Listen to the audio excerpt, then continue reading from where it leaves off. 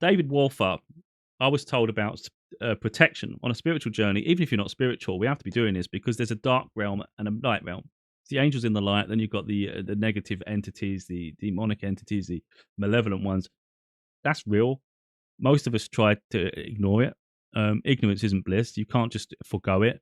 So some people that are having psychotic episodes, some people that are like just completely negative, even if you're just having a mood swing, all these things, you might get ill a lot. You may have an energetic attack, an attachment on you. I've had things on me that I didn't know. Through Zach, he did an energetic cleansing on me. He found things attached to me. He found a spear in my back, an energetic spear. That's the betrayal people had done to me. I had a baby in my throat, which needed to be put back in my heart. For me, that was my inner child. See, I'm understanding what these signify. I also had a demon shadow in me, and that was quite worrying because you don't realize that's happening. Especially me. I think everyone's told me before you're protected, so you're thinking, "Oh, I'm protected." Turns out Archangel Michael allowed it to happen. So Zach asked Archangel Michael, like, "Why did you allow that to happen?" They said to teach him a lesson. It was always left under control. So the angels kept giving me the energy to keep pushing forward, even though this thing was weighing on me. Again, I'm getting goosebumps, chills. But he was doing it as a way to teach me a lesson. So effectively, I think if you're on a deep spiritual journey, you definitely need to take it serious, especially if you're teaching people. But that happens to anybody, and people just don't know they've got the attachments. You just need a gifted person to see it. Now, David Wolfer, he is like the let's just say the king on this. For me, he's like the Ghostbuster without the proton pack. He can see these and he can banish them. He can send them back with the assistance of his guides. He's incredibly powerful and gifted. So I had a family member who had an attachment to them. Part of my journey apparently was to, like me and Zach, for instance, he was going to teach me certain things, and then I would have been at a higher vibration. I can deal with this and see all these things too. But like I said, I derailed that.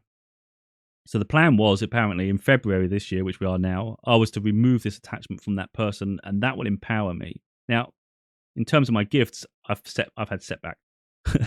And it turns out, because David had done a check, he recognized this was no low level anything. This was a huge demon standing over this person. And upon closer inspection, there was so many attachments to him. And he said, that's not something you should be dealing with, and that's not something that should be left alone. And I was like, well, that's what I've been told. So he channeled through, and he said to me, I can look into it for you, or you can just leave it. And I said, well, if you think it needs doing, I say you do it. He said, because it's a minor, he would have to get permission from the angels because they can't give consent. Well, no, but I think it was I can give consent because I'm the older, but they need the angels to consent him doing the work because you need authority. You can't just do things like that without the consent of the angels. Ultimately, they gave permission for him to do it, and he cleansed it. He dealt with it all. That was an intense experience. He gave me a rundown of everything he had done. And again, these are levels, man. I've had the manifestations, I've had the synchronicities, I've had the guidance, I've had everything flowing to me with relative ease at times. I've had hardships that I know are lessons. I transform beyond them. Other things happen. I start elevating, better opportunities. You align with higher quality people. It's just the way it is. You start leaning more towards success because you'll keep climbing towards that success. But then you also learn new things. And David and Zach opened me up to a world that I didn't even know what existed. It's truly terrifying in some ways, but we still need to learn it. It exists. So that's his book. Like I said, I've got my book, Losing Your Mind to Find Your Soul. This is like spiritual awakenings. If you start on a spiritual journey, this is going to be like a handbook for you. It feel like you're not alone because starting this is very, very hard. It's easy to go back to pretending it doesn't exist. It doesn't exist. Let's just pretend it's not real and everyone's crazy that believes it. You can, but it's not going to help you, is it? But my book will. And then you got like tarot cards and, you get tarot cards and you get oracle cards, and that's all pretty cool. But again, you need to make sure you're protected and grounded before you do the readings.